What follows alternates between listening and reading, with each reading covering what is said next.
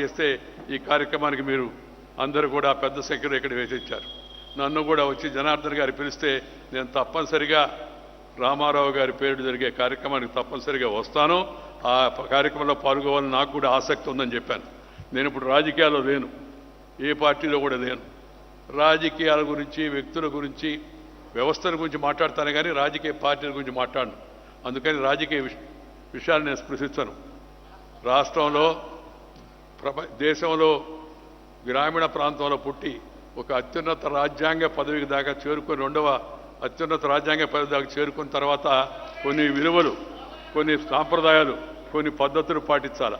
ఆ పద్ధతులు, పరిమితులకు లోబడి నేను ఎక్కువ విషయాలపైన అంత లోతుగా మాట్లాడని చెప్పి ఈ సందర్భంగా మనవి చేస్తూ, శ్రీ నారా చంద్రబాబు నాయుడు గారు రాష్ట్ర ముఖ్యమంత్రిగా వచ్చిన ఈ అవకాశాన్ని సద్వినియోగపరుచుకొని రామారావు గారి స్వప్నమైన యొక్క పేదరిక నిర్మూలన, ఆర్థిక అసమానతల తగ్గింపు, ప్రాంతీయ అసమానతల తగ్గింపు, ఆ దిశలో ముందుకు వెళ్ళాలని, ఈ యొక్క పేదరిక నిర్మూలన, అసమానతల తగ్గింపు ఇవన్నీ కూడా ఒక రోజు 2 రోజులు అయ్యేవి కాదు.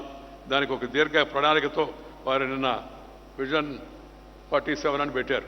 ఈ విజన్ను దృష్టిలో పెట్టుకొని క్రమం తప్పకుండా వాటిని అమలు చేసేందుకు గట్టిగా ప్రయత్నం చేయాలని, ఆ ప్రయత్నం విజయవంతం కావాలని చెప్పని ఈ సందర్భంగా నేను ఆశిస్తూ వారికి శుభాకాంక్షలు తెలియజేస్తూ మీ దగ్గర సెలవు తీసుకుంటా. నమస్కారం. జై హింద్.